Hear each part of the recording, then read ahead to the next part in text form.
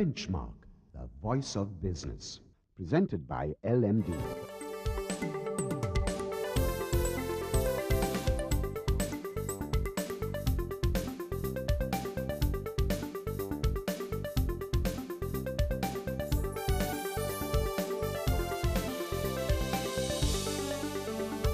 On this edition of Benchmark, business psychologist, author, and CEO of Forte, Rosaine Kure is in the hot seat today as we discuss organizational psychology. Then we focus on the stock market with LMD columnist and market analyst Hasita Premaratnam. And we wrap up the show with an assessment of the interim government as we talk to Asoka Obesekara, governance consultant of Verity Research. That's the lineup for Benchmark. Hello and welcome to the Big Picture Business Program Benchmark. I am Savitri Rodrigo. Today we're taking a closer look at organizational psychology. And we've invited to our studio business psychologist Rosaine Kure, who is also the CEO of Forte. In fact, she has authored a number of books, and the most recent is From Crisis to Character, where parallels are drawn between the human body and organizational structure. Welcome to Benchmark. Thank you, Savitri. How do you view the modern day workplace? The modern day workplace is typified by change, whether we like it or not. We have to embrace change. And if you look at organizations that are successful today, they're the organizations who readily embrace this. Where organizations where employees are dynamic, or employees are flexible and adaptable. Also, the modern day organizations once again is typified by a virtual workplace and also virtual employees. We report to bosses, sometimes bosses that we may not have even seen. It's full of diversity, people from different walks of life, different backgrounds, and also a place where a lot of generations reside. For example, from baby boomers to X-Gen to Y-Gen and now millennials. What I find very interesting about the workplace is that all these individuals come with different expectations, but they're expected to work towards one goal. So it's quite a challenging task, but it's quite interesting. Would you say that from 2 decades ago, maybe, the organizational workplace is, the workplace is a different place completely? Definitely. I mean, if we take loyalty, for example, now probably it's more, I'm temporary yours. So it's more about career advancement. So if I get a better opportunity elsewhere, I would go. But the flip side of the coin is organizations also have not been able to be loyal to their employees because of recession. So that organizational loyalty, that concept is more and more now almost a myth. So if you stay on for longer than 10 years, maybe you're a bit of a stick in the mud. That's right. And sometimes people do ask you, why are you still there? Weren't you there, when I saw you, 5 years ago? So people expect you to move as well. In your book, Crisis to Character, as I mentioned in my introduction, you draw parallels between the human body and the organizational structure. Just give me a little bit more on what you're actually saying. I think human body is a perfect entity, and the cells form tissues, tissues form organs, organs form systems, and systems form the entire organism. If you look at the organization, if you equate cells with individuals, individuals form teams, teams form departments, departments form sectors, and sectors form the organization. So I was intrigued by this. If you are striving for perfection within the workplace, I wanted to take a perfect example in nature. Also, in the end, both the human being, the human body, and also the organization, they strive for two things. One is inner balance, internal balance, homeostasis. The second one is growth. But these things go hand in hand, and that balance is a dynamic balance. What would an organizational DNA comprise? For me, it's values. So if you take somebody from any part of the hierarchy, if they can imitate the same values regardless of what they do and who they are, I think we are one step closer to having a very effective organization. Again, let me refer to your book C2C, in the model that you explain therein, what is the best way to respond to a crisis? There's no one recipe to respond to crisis, but definitely the way we respond to crisis depends largely on our personality and also our perceived control over the situation. For example, when tsunami happened, almost all of us lost control of the situation. There was no way that we could rectify that situation. But there are times, especially in organizations, that you have a certain sense of control. So perceived sense of control and resources, all that contribute in the way you respond to a crisis. But having said that, there are certain qualities that are vital and that will make you more effective in facing crisis. For example, perseverance and certain character strengths like being able to take initiative, leadership, and also, I know we don't talk about this, but I think this is absolutely important in the organizational world. Things like kindness and love, humor and appreciation and gratitude, all those things are very important when you navigate crisis. When you look at recruitment, what are the key factors that organizations must actually consider when you're recruiting people? Person-job fit, a skill fit, a value fit, a personality fit, an attitude. You know, we have to see whether the person would, the attitude, he has an open attitude, a love for learning, very important. And as I mentioned before, because organizations are typified by constant change due to external environments, people need to change as well. This requires them to acquire a lot of new skills. So love for learning, curiosity is very important as well. So time for a commercial break, and when we get back, we ask Rosaine Correa to elaborate on the fear of failure and also how organizations can inspire creativity and ingenuity among their people. Stay with us.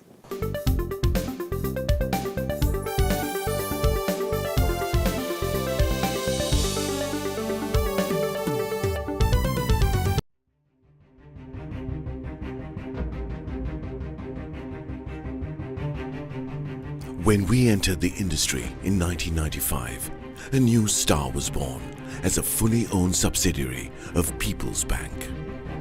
For those seeking to grow their businesses, PLC provided the seed.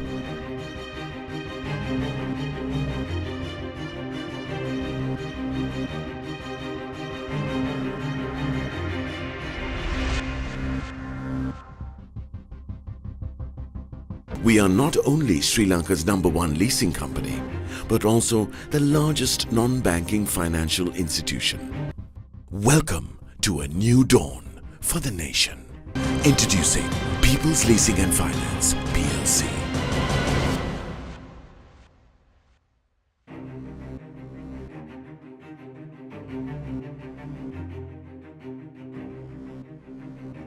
We can show you a world, shining, shimmering, splendid, amazing, beautiful, dazzling, wondrous place for you and me. A whole new world, the future's got a whole new world for you.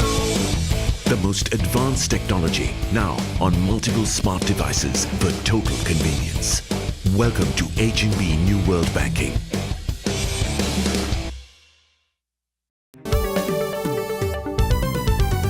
Welcome back to Benchmark. We are continuing our very interesting discussion with the CEO of Forte, Rosaine Correa. Rosaine, does the fear of failure is the fear of failure actually crippling both organizations and individuals in Sri Lanka? I think so. I think it's actually much more ingrained in our culture than we expect it to be. It's in our education system where we are not allowed to challenge a teacher even when the teacher is wrong. So we bring the same mindset when we come to the organization. We don't want to question the ethics of a leader. We don't want to question whether something could be done differently. And why is because there's this fear or resistance to take initiative, because if you go wrong, you might be reprimanded or even punished. So yes, we carry that from our childhood, and that's quite dangerous in a way for the development of the country and organizations. And how would you say we change that? Difficult, but awareness is the first step in anything. So once you're aware of this in you, next time you get the opportunity to speak up, even at a meeting, you do that anyway. I always ask my clients, what's the worst thing that could happen by voicing your opinion? That you'd make a fool of yourself. If you're ready for the worst case scenario, you're okay. So that would be a starting point. But having said that, Savitri, I have to mention there's also a segment of students or people who are scared of success as well. And that's because you look at the people on the top, maybe in our government or in our organizations, you look at their lifestyles, whom they have become.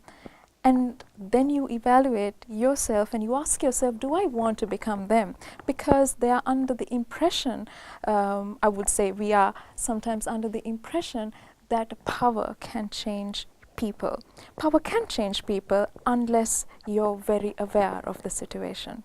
So how can employers actually inspire creativity and ingenuity among their people?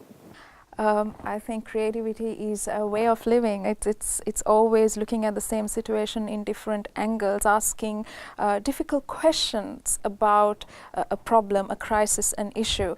Also, getting people to do different things outside work. For example, I consult for an organization whose culture is built around sports and dance. So that's when you allow people to do something different, they also create a space where they could come refresh themselves and come back to work. So they look at work from a fresh pair of eyes, and that's sometimes important. So you can encourage people going on thinking expeditions, giving them leave just to sort of go and think about a particular project. And also, I'm a believer that creativity it could be trained. Of course, extreme forms of creativity cannot, but to look at things differently, we can train people to do that. So organizations can also foster creativity through training. Blue-collar workers, most of them, are not perceived in the way maybe white-collar workers are. What are your thoughts? Do we give enough credence to dignity of labor? I don't think so. Not in Sri Lanka, sadly.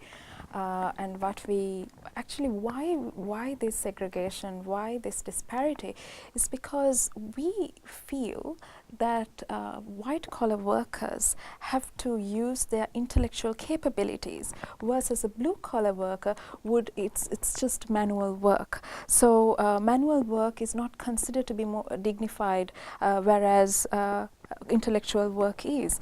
And this has created a huge problem in our unemployment rate in Sri Lanka. So the rural youth prefer to come to the city and work have a desk job even as a peon, as long as it's an office job, because the office job is considered to be more dignified because apparently it requires more intellectual capabilities, which in actuality is not the case. So we once again it's about raising awareness, but number two, you see the Western world, how manual labor is actually being remunerated more because of the risk factor involved. We need to get to that stage. We need to appreciate work in a way that we need to see in the bigger picture. Each and every part of work in the work chain is important. Imagine a world without people to collect rubbish and people to wash a public washroom, and that would be not a very good society to live in. So those things are important. For me, work is sacred. And that it has to be respected and treated that way.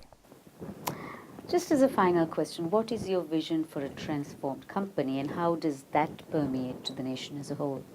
Transformed companies, when leaders up there ask this question, how can I treat my employees better? How can I fulfill their requirements beyond their basic needs so that they can dream of a better tomorrow? They can be trained on values. They can reach out to higher dreams and pursue their dreams. And once you do that, you not only touch your employees, you touch their families and their communities. And this is how one single organization can contribute to the change of a city or a village, or in turn that would contribute changing of this country. I ask myself this question: what is my vision for this country, a transformed country? I want this country in another 10-15 years, people out there to look at Sri Lanka and ask this question: how did those guys do it? You know, this is a country for many years was under different colonizers. Then there was a war, then there were tsunamis. How did these guys really navigate change and crisis to become ambassadors of character? I want Sri Lanka, ideally, to be of a superior character, exemplary character globally. That certainly would be nice, and let's hope it happens sooner rather than later. Thanks, Roseanne, for being with us today. Thank you.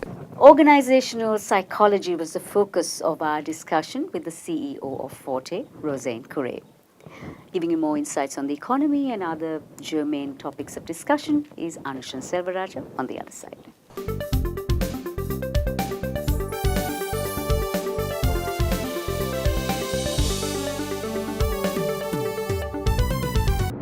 Sri Lanka's #1 leasing company is now the nation's largest and highest rated finance company with 2 international ratings. Let us move the nation as one with People's Leasing and Finance PLC.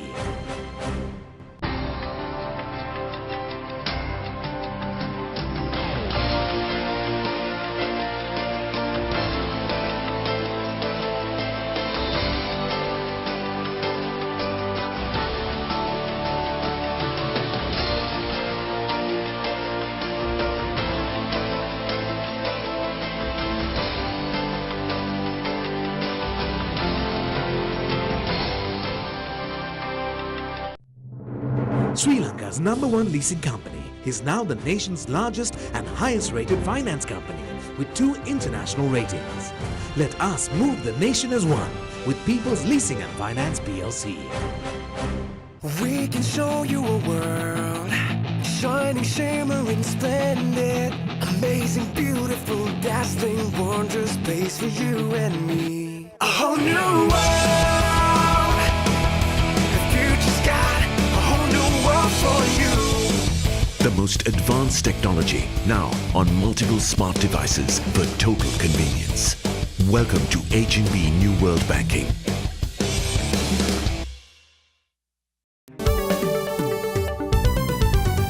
Welcome back to Benchmark. I'm Anushan Selvaraja. We're going to take a close look now at the latest on the bourse with market analyst and LMB columnist Hasita Premaratna. Welcome, Hasita. Now, first to begin with, why don't you just give us a brief overview of the state of the bourse at this point of time? Yeah, the market has remained volatile as we've been expecting. Obviously, it has been on a positive trend for the last 30 days, primarily starting off with the interest rate reduction that took place mid-April. And since then, we've seen the market taking a positive move and kind of investors feeling more confident that the interest rates will stay low. And through that, the alternate investment opportunities to be seen or looked into, and that is primarily the stock market. So the market has moved in a positive direction since mid-April and first crossed 7,000 points, and now it has kind of come to a 7,300 point level and kind of settled down in that range. What we have also seen during this period is that the volatility has brought in some of the companies' prices down, which has helped investors to get in. But foreigners have continued to be very active in the market. They've been taking been net buyers and also bringing in more inflows than selling and taking outflows. So there has been good foreign participation, and that clearly indicates that there is more fundamental value in the market. What are the likely market trends that you foresee in the immediate future? Yeah, so I think the immediate impact still will be driven primarily by the election situation and the political environment, because political environment right now remains fairly unstable, because we've seen the election announcement, the general election announcement, which was due from late April, has not really been coming in, and we saw on 15th of May the local governments actually have been kind of dissolved and some elections. So there's speculation around which one will come first, whether it will be general election or whether it's a local government election that will come first. So either way, I think what is important from investor perspective is that the 100-day program and the government that got elected on 9th January after the new president's arrival was definitely given a short mandate to address specific issues in the short run. Apart from that, we've seen the 31st March corporate earnings being released. Numbers have looked good in most cases, so there is a positive trend in the overall earnings, but there have been few hiccups in selected industries, particularly areas like construction related companies. We've seen some negative impact, and in the meantime, of course, the banking side, the retail side, even selected manufacturing companies have done remarkably well during the year or the period ended 31st March. So that positive earnings outlook has also given comfort to the investors that with the government change and all these different aspects, the quarter has shown still positive momentum from overall growth perspective. So I think important aspect would be to go for elections, bring stability in the political front as soon as possible, and that would give the economy and the market more longer term stability and direction on where it's really heading. Thank you for joining us, Hasita. That was market analyst and LMD columnist Hasita Premaratna. We'll be back after a short commercial break. Stay tuned.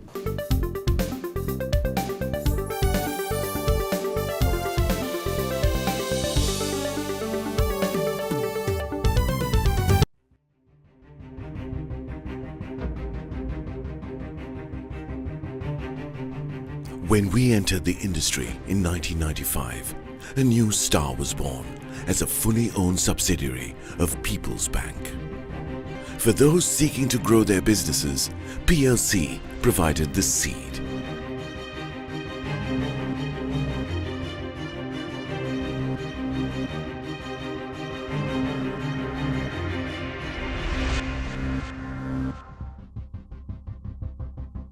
We are not only Sri Lanka's #1 leasing company, but also the largest non-banking financial institution. Welcome to a new dawn for the nation. Introducing People's Leasing and Finance, PLC.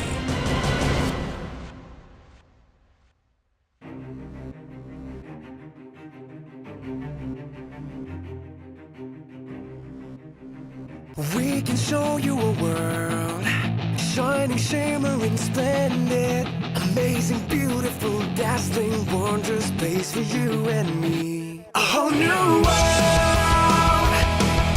the future's got a whole new world for you.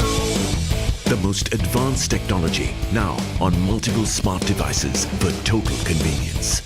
Welcome to H&B New World Banking.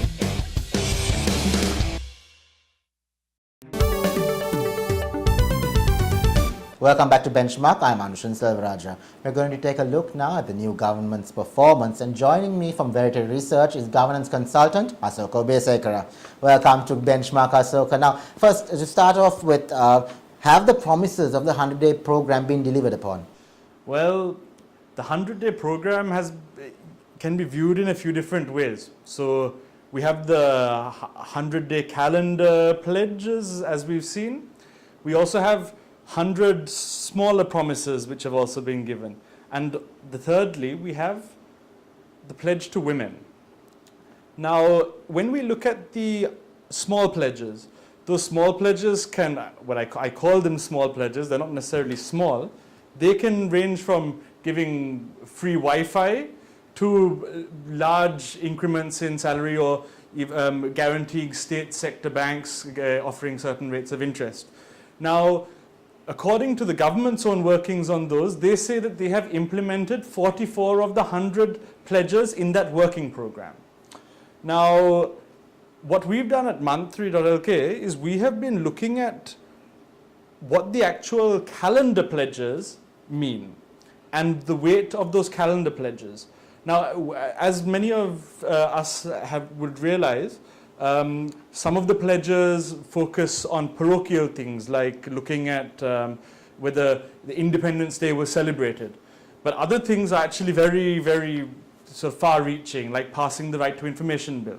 So overall, we came up with something called the Maitri meter, which is at 44%. Now that is really looking at the delivery of the pledges of President Sirisena. But when you look within those pledges, there are three broad categories which they fit under. So firstly, you have relief for the people.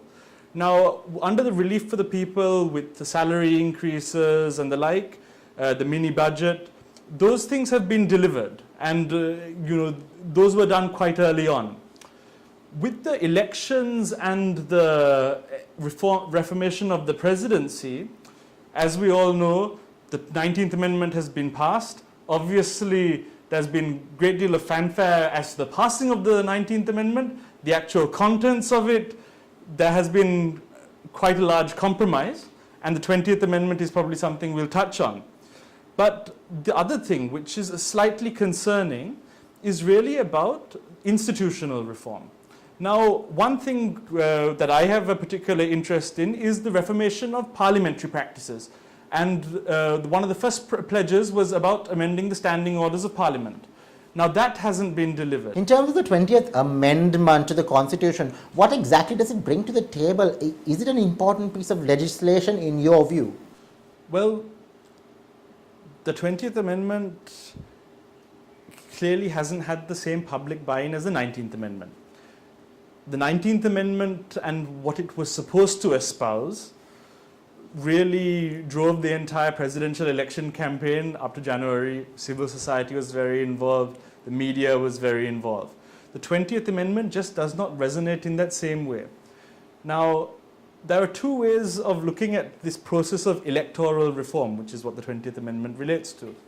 The first thing is looking at why do we need electoral reform and how do we deliver electoral reform. Now, people have really focused on how, and I will come to that. But I just want to mention that even on the why, there are some big holes in the, potential holes in the argument which need to be covered. Three reasons have been given for why. The reduction in violence, the reduction in costs, and the improved representation of the people through constituencies. Now, very quickly, reduction in costs, if you don't have any form of financial cap on what you can spend, ultimately what people are currently spending in a district could finally then just be focused on one particular electorate. And so then, whilst you can't buy out a district, you can potentially buy out an electorate. On the reduction in violence, at the moment, we're seeing violence, people are speaking of violence because of the preferential voting system. Now, the preferential vote will go with the systems which are being discussed here. But then what will happen is that intra-party issues could become inter-party issues. And finally, even on the constituency representation issue, which I do see some argument for, even now there is an idea of having an organizer. And if you go to Gampa town, someone will tell you that Pandu Bandaranayake is the MP. So that idea of having an ownership for a particular MP, it does exist, but I appreciate that that point is less compelling than the other two. On the issue of how you approach electoral reform, we have decided that there should be a mixed electoral system. Now, as we know, mixed systems, key thing is that it's a mix of first past the post and proportional representation. The one thing which has been out of the debate for some time, which is now slowly seeped in, is that there's two different types of mixed electoral system. The first is a mixed member majoritarian system, and the second is a mixed member proportional system. Now the key difference is this: in a mixed member majoritarian system, you almost have two elections, like a parallel system. You have one thing for the first past the post, and then based on those results, you can then derive a PR result as well. And then you just take the first past the post result and the PR result, and you add them together, and that is your composition of parliament. But the mixed member proportionate system is a system where you have your first past the post election, but then you use your proportional representation vote or pool of MPs as a compensator to ensure that the final composition of parliament reflects the vote share of the different parties. One other point to make, and a very important one, is that every single national MMP electoral system in the world has a dual vote. Now, a dual vote means that you can specify who your constituency MP is, and you can specify the party of your choice. So then you can pragmatically choose to vote for maybe the SLFP in an electorate which is purely SLFP UMP contested, as many will be, but then you can still give your party vote to the JVP. So it's your party vote that then ends up establishing what the composition of parliament should be. So that's a very, very important factor which has been left out of the debate because, in my opinion, some large parties feel that this could disadvantage them. So the dual vote and the MMP together are essential, and that should be the base point. Thank you for joining us, Asoka. That was governance consultant from Verity Research, Asoka Obesekara. Thank you for watching Benchmark, and we hope to see you again next time.